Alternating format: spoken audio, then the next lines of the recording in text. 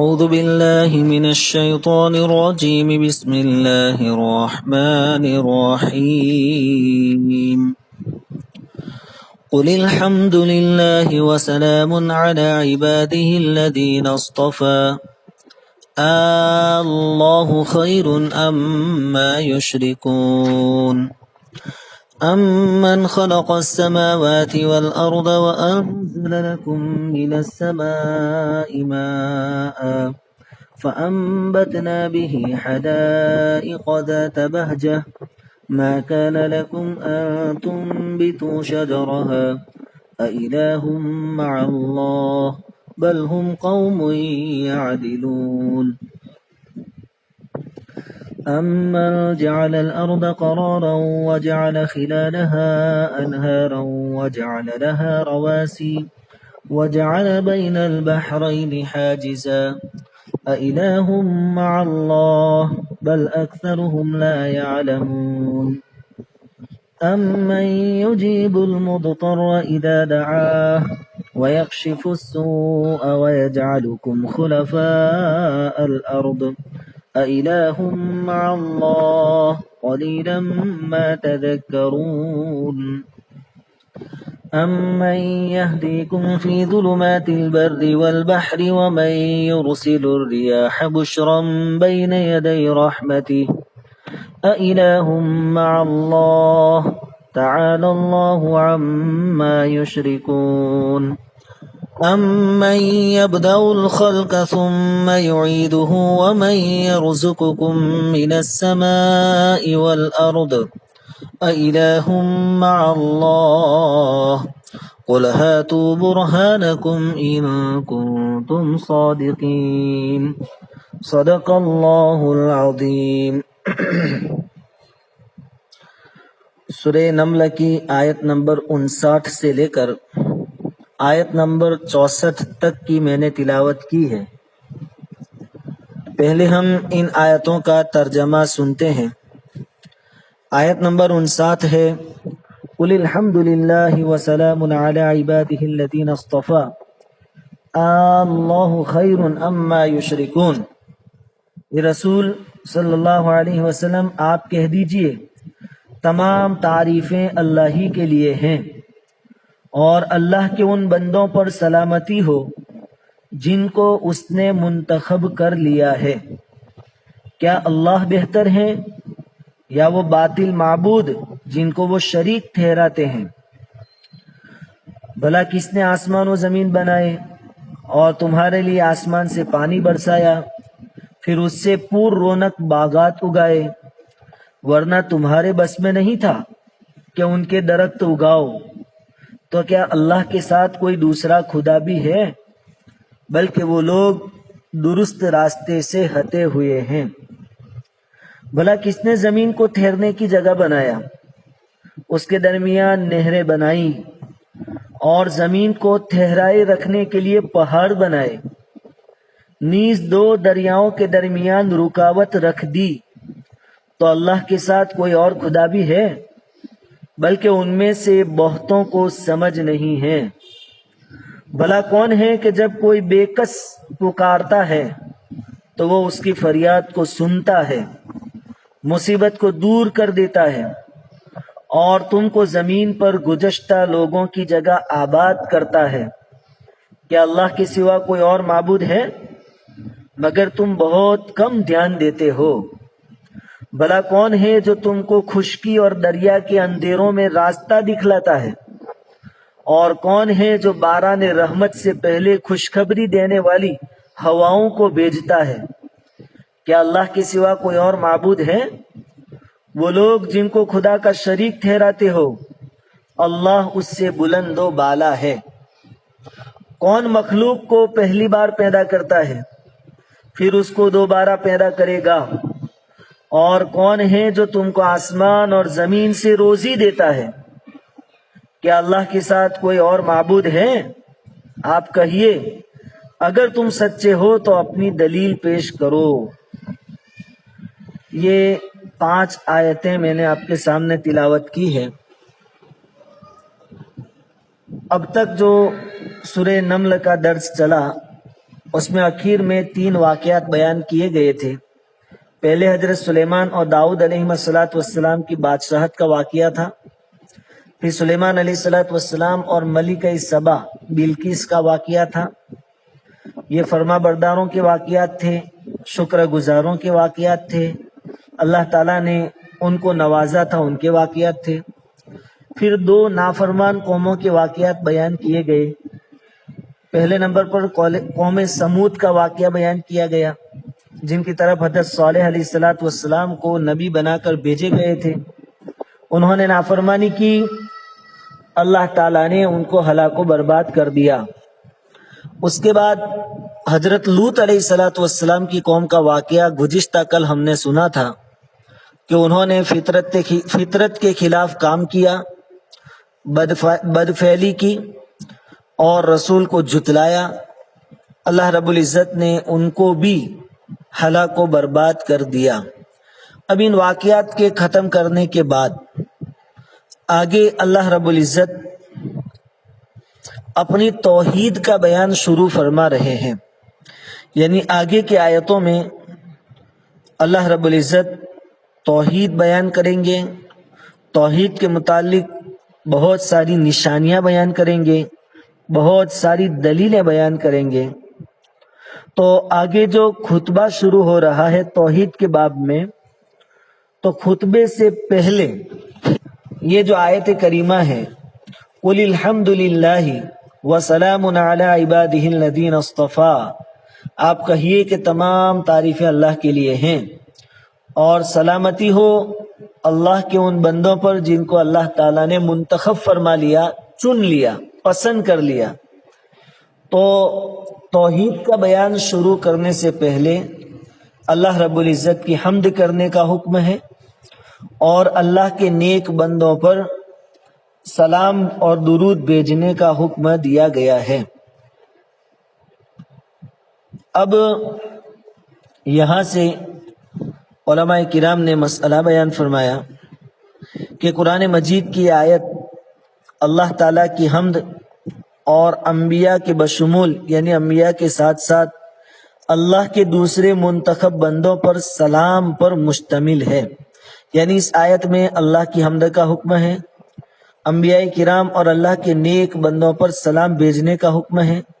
اسی لیے خطبہ جو خطبہ دیتے ہیں وہ واعظین اور مقررین اور مصنفین، یعنی کتابیں لکھنے والے، اپنے خطاب کا اور اپنی کتاب کا آغاز یعنی شروعات انہی الفاظ سے یا کسی ایسے کلمے سے کرتے ہیں جس میں اللہ تعالیٰ کی حمد اور رسول اللہ صلی اللہ علیہ وسلم پر صلاۃ و سلام ہو۔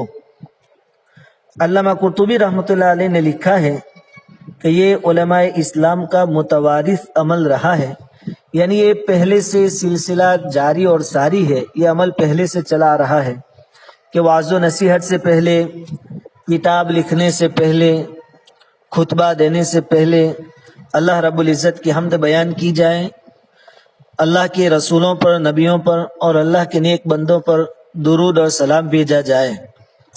خیر، اللہ رب العزت اس آیت کریمہ میں فرماتے ہیں کہ آپ کہیے تمام تعریفیں اللہ کے لیے ہیں اور سلامتی ہو ان بندوں پر جن کو اللہ تعالیٰ نے منتخب کر لیا۔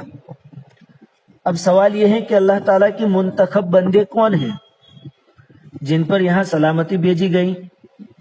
اس سلسلے میں مفسرین کے 3 نقطۂ نظر ہیں، یعنی مفسرین کی 3 الگ الگ رائے ہیں۔ ایک رائے یہ ہے کہ منتخب بندوں سے مراد صحابہ کرام ہے رضوان اللہ تعالی علیہم اجمعین، جو رسول اللہ صلی اللہ علیہ وسلم کی دعوت کے سیدھے مخاطب تھے اور اللہ تعالیٰ نے ان کو حضور صلی اللہ علیہ وسلم کی رفاقت کے لیے منتخب فرمایا تھا۔ تو ایک رائے یہ ہے کہ اللہ کی حمد بیان کیجیے اور صحابہ کرام پر سلامتی کی دعا کیجیے، سلام بھیجیے۔ دوسری رائے یہ ہے کہ اللہ کے منتخب بندوں سے مراد انبیاء کرام ہے، جن کو اللہ تعالیٰ کی طرف سے نبوت جیسے بلند مرتبے کے لیے منتخب کیا گیا تھا، اور یہ رائے صحیح، زیادہ صحیح معلوم ہوتی ہے۔ اس کی تائید اس بات سے بھی ہوتی ہے کہ قرآن مجید میں دوسرے موقع پر فرمایا گیا سلام علی المرسلین، یعنی سلامتی ہو اللہ کے پیغمبروں پر۔ تو یہاں پر بھی جو سلام بھیجنے کا حکم ہے اس سے مراد انبیاء اور پیغمبر ہیں۔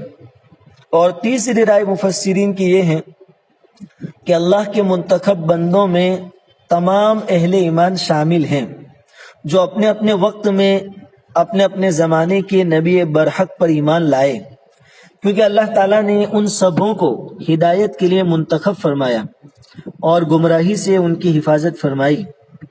یہ جو آخری تفسیر ہے کہ تمام اہل ایمان مراد ہیں، یہ تفسیر اس لحاظ سے زیادہ بہتر معلوم ہوتی ہے کہ اس سے پہلے مختلف انبیاء اور ان کی قوموں کا ذکر کیا گیا ہے اور بتایا گیا ہے کہ جن لوگوں نے پیغمبروں کی تعلیمات کا انکار کیا وہ عذاب میں مبتلا کیے گئے، اور جن لوگوں کو اللہ تعالیٰ نے ہدایت کے لیے منتخب فرمایا ان کو اس عذاب سے بچا لیا گیا۔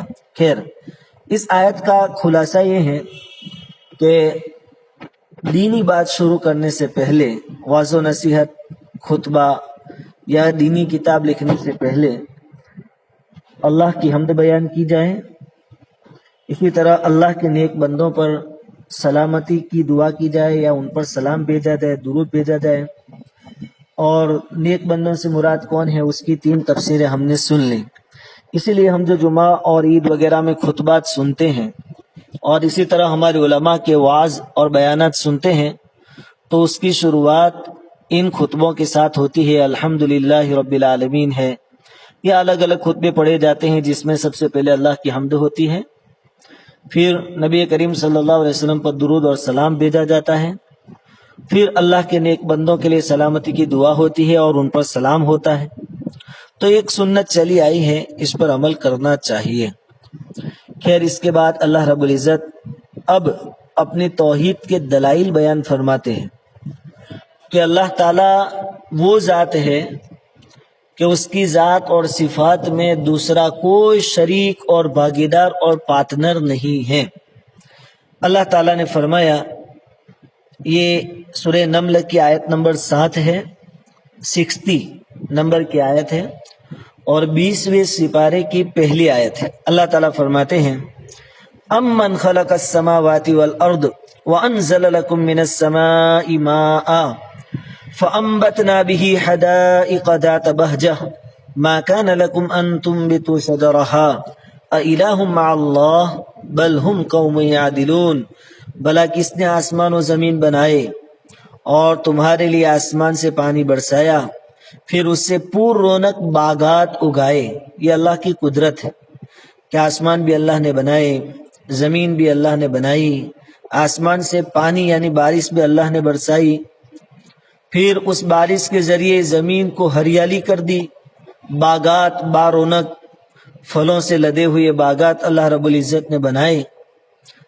ما کان لکم ان تنبتوا شجرہا، اللہ تعالیٰ فرماتے ہیں کہ تمہارے بس کی بات نہیں تھی کہ تم زمین میں درخت لگاتے اور باغات بناتے، یہ تمہارے بس کا کام نہیں تھا۔ اِلٰہٌ مع اللہ، یہ صرف اور صرف اللہ نے کیا ہے، تو کیا اللہ کے ساتھ کوئی دوسرا خدا بھی ہے؟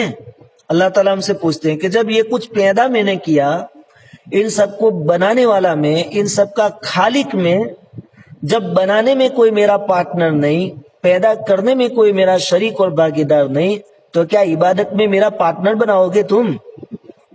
عبادت میں کیسے پارٹنر ہو سکتا ہے؟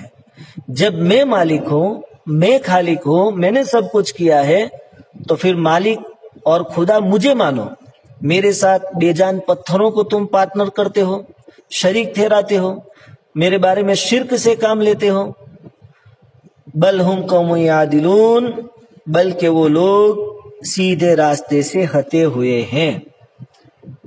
یہ توحید کے باب میں اللہ رب العزت نے پہلی بات بیان فرمائی، اپنی قدرت بیان فرمائی کہ تم ذرا دھیان سے دیکھو، یہ آسمانوں کا پیدا کرنا،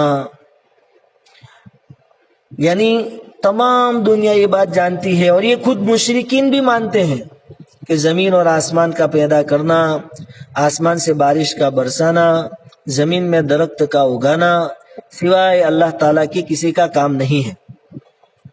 چنانچہ قرآن نے دوسری جگہ مشرکین کا اعتراف بھی بیان فرمایا ہے کہ جب ان مشرکین سے پوچھا جاتا ہے کہ بھائی آسمان کس نے بنایا، زمین کس نے بنائی، تو وہ فوراً کہتے ہیں سیقولون للہ، کہ اللہ نے بنایا، اللہ نے پیدا کیا۔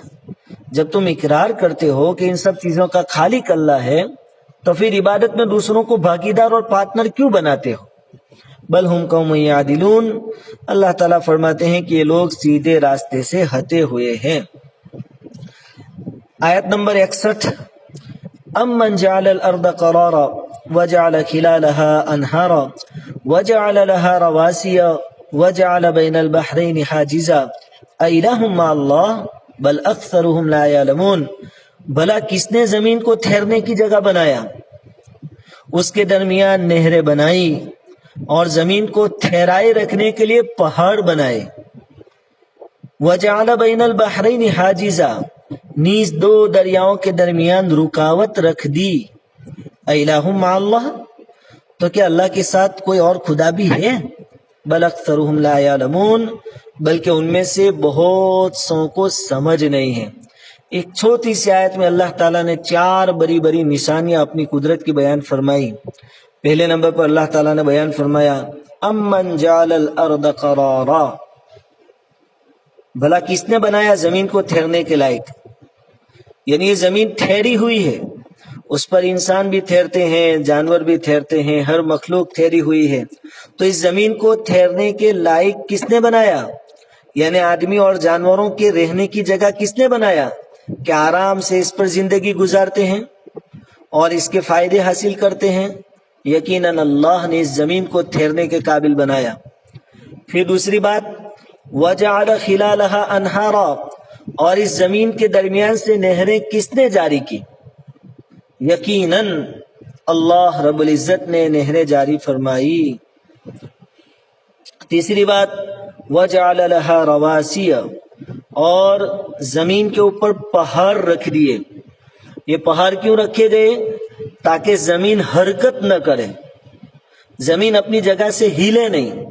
یہ پہاڑ گویا میخیں ہیں، کیلے ہیں، جیسے ایک چیز کو دیوار پر لگانا ہے تو اس کو کیل کے ذریعے چپکا دیا جاتا ہے، پھر وہ چیز اپنی جگہ سے ہٹتی نہیں ہے۔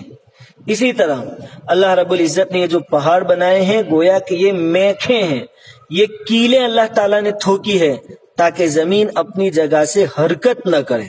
اگر اللہ تعالیٰ پہاڑ نہ بناتے اور زمین متحرک رہتی، ہلتی دولتی رہتی، تو دنیا کا پورا نظام تتر بتر ہو جاتا۔ ہمیں معلوم ہے چند سیکنڈ کے لیے جب زلزلہ آتا ہے اور زمین تھوڑی بہت حرکت کرتی ہے تو انسانوں کی کئی سالوں کی محنت چند سیکنڈوں میں بہہ کر ختم ہو جاتی ہے، محنت پانی ہو جاتی ہے، انسانوں کی محنت پر پانی پھر جاتا ہے، کئی مکانات گر جاتے ہیں، کئی چیزیں تہس نہس ہو جاتی ہے۔ تو اس زمین کو ہلنے سے، حرکت کرنے سے روکنے کے واسطے اللہ تعالیٰ نے پہاڑ بنائے۔ یہ اللہ رب العزت کی زبردست قدرت کی نشانیاں ہیں۔ 30ویں پارے میں بھی اللہ رب العزت نے سورہ غاشیہ میں انسانوں کو دعوت دی ہے کہ میری قدرت کو دیکھو۔ افلا ينظرون الى الابل كيف خلقت، کیا اونٹ کو نہیں دیکھتے کہ کیسے پیدا کیا گیا؟ وَإِلَى الْجِبَالِ كَيْفَ نُصِبَتْ، اور کیا پہاڑوں کو نہیں دیکھتے کہ کیسے گھاڑے گئے؟ کوئی اور طاقت ہے جو اس طریقے سے پہاڑ بنائے اور اس کے ذریعے زمین کو حرکت کرنے سے روکیں؟ سوائے اللہ وحدہ لا شریک کے کوئی ذات نہیں ہے، کسی کے بس کی بات نہیں ہے۔ تو اللہ رب العزت فرماتے ہیں وَجَعَلَ لَهَا رَوَاسِيَ، اور ہم نے اس کے ٹھہرانے کے واسطے، یعنی زمین کو ٹھہرانے کے واسطے، ہلنے جلنے سے روکنے کے واسطے زمین پر بوجھ رکھ دیے، یعنی پہاڑ بنا دیے۔ وَجَعَلَ بَيْنَ الْبَحْرَيْنِ حَاجِزًا، اور ویسے تو زمین پر بے شمار سمندر بہہ رہے ہیں، کئی ندیاں اور نالے بہہ رہے ہیں، لیکن کئی جگہ آپ نے دیکھا ہوگا کہ 2 سمندر ساتھ میں چلتے ہیں۔ اور عجیب اللہ کی قدرت، ایک کا پانی میٹھا ایک کا کڑوا، ایک کے پانی کا رنگ سفید، دوسرے کے پانی کا رنگ سیاہ، دونوں ساتھ میں چلتے ہیں، بظاہر دونوں کے درمیان کوئی آڑ نظر نہیں آتی، پھر بھی ایک کا پانی دوسرے کے پانی میں ملتا نہیں ہے۔ عجیب و غریب اللہ رب العزت کی قدرت ہے، دو سمندر ساتھ چلتے ہیں، ظاہر میں کوئی دیوار یا رکاوٹ نظر نہیں آتی، پھر بھی دونوں کا مزہ الگ ہے، ایک میٹھا ہے ایک کروا ہے، دونوں کے رنگ الگ ہے، ایک سفید ہے ایک کالا ہے۔ عجیب اللہ رب العزت کی یہ قدرت ہے۔ ان سب چیزوں کو دیکھنے کے بعد کہ اللہ نے ایسی عجیب و غریب چیزیں پیدا کی، الہ مع اللہ، ان سب چیزوں کو اللہ نے تنہا اکیلے نے پیدا کیا، تو کیا تم عبادت میں دوسروں کو اللہ کا بھاگیدار بناؤ گے؟ بل اکثرهم لا یعلمون، اللہ رب العزت فرماتے ہیں کہ بات دراصل یہ ہے کہ ان میں سے اکثر لوگ جانتے نہیں، ان کو سمجھ نہیں ہے۔ خیر، یہ اللہ رب العزت کی قدرت کی نشانیاں بیان کی جا رہی ہے۔ اس کے بعد کی جو آیت ہے بڑی جامع آیت ہے، اور اس کے ضمن میں کچھ باتیں بھی کرنی ہیں، انشاءاللہ اس کے بارے میں آئندہ کل سبق میں سنیں گے۔ خیر، آج ہم نے 3 آیتیں سبق کے اندر پڑھی اور سنی ہیں، آیت نمبر 60، 61 اور 62۔ ان تینوں آیتوں میں پہلی آیت میں واعظ و نصیحت سے پہلے یا کتاب وغیرہ لکھنے سے پہلے یا کوئی دینی بات کرنے سے پہلے اللہ تعالیٰ کی حمد بیان کرنا، اللہ کے نبی اور رسولوں پر درود بھیجنا، اللہ کے نیک اور صالح بندوں پر سلام بھیجنا، یہ ادب ہمیں سیکھنے کو ملا، جیسا کہ ہم جمعہ اور عید کے خطبے میں سنتے ہیں کہ پہلے اللہ کی حمد بیان کی جاتی ہے، پھر نبیوں پر درود بھیجے جاتے ہیں، پھر صحابہ کرام، تابعین، تبع تابعین پر سلامتی بھیجی جاتی ہے، سلام بھیجا جاتا ہے، یہ ہم نے سیکھا۔ اور پھر باقی کی 2 آیتوں میں اللہ رب العزت نے اپنی زبردست قدرت ظاہر فرمائی کہ تم آسمانوں کو دیکھو، زمین کو دیکھو، آسمان سے ہونے والی بارش کو دیکھو، پھر اس بارش کے ذریعے پیدا ہونے والے باغات کو دیکھو، پھلوں کو دیکھو، سبزیوں کو دیکھو، یہ سب میں نے کیا، پھر بھی تم میرے ساتھ دوسروں کو پارٹنر بناتے ہو۔ بل ہم قوم یعدلون، اللہ تعالیٰ فرماتے ہیں کہ یہ لوگ راستے سے ہٹے ہوئے ہیں۔ جو لوگ راستے سے بھٹک جاتے ہیں وہ پھر اپنے جیسی کمزور مخلوق کو اللہ تعالیٰ کا پارٹنر بنا دیتی ہے۔ جہاں بھی کوئی بڑی طاقت دیکھی اس کو جھکنے لگتے ہیں، سورج کو دیکھا کہ روشنی دے رہا ہے تو اس کے سامنے جھک جاتے ہیں، ٹرین میں سفر کر رہے ہیں، دریا آ گیا، سمندر آ گیا، دیکھا بہت بڑا سمندر ہے، دریا ہمیں پانی دیتا ہے، پانی سے ہماری بہت ساری ضرورتیں پوری ہوتی ہے تو اس کے سامنے جھکنے لگ جاتے ہیں، ستارے جگمگاتے ہیں تو اس کی پوجا شروع کر دیتے ہیں، درخت پھل دیتے ہیں تو اس کی پوجا شروع کر دیتے ہیں۔ اللہ رب العزت فرماتے ہیں کہ میرے بندو، ان سب چیزوں کا پیدا کرنے والا میں ہوں، یہ سب تو میری مخلوق ہے، میں اس کا خالق ہوں، اور میں نے اکیلے نے اس کو پیدا کیا، کوئی پارٹنر نہیں تھا، کوئی میرا ہیلپر نہیں تھا ان چیزوں کو بنانے میں، پھر تم میری عبادت میں دوسروں کو پارٹنر کیوں بناتے ہو؟ خیر، یہ جو آیتیں ہیں واقعتاً زبردست توحید کے بارے میں آیتیں ہیں، انشاءاللہ تعالی آگے کا سبق آئندہ کل سنیں گے۔ اللہ رب العزت مرتے دم تک ہمیں ایمان پر اور توحید پر قائم اور دائم رکھیں۔ وآخر دعوانا ان الحمد للہ رب العالمین۔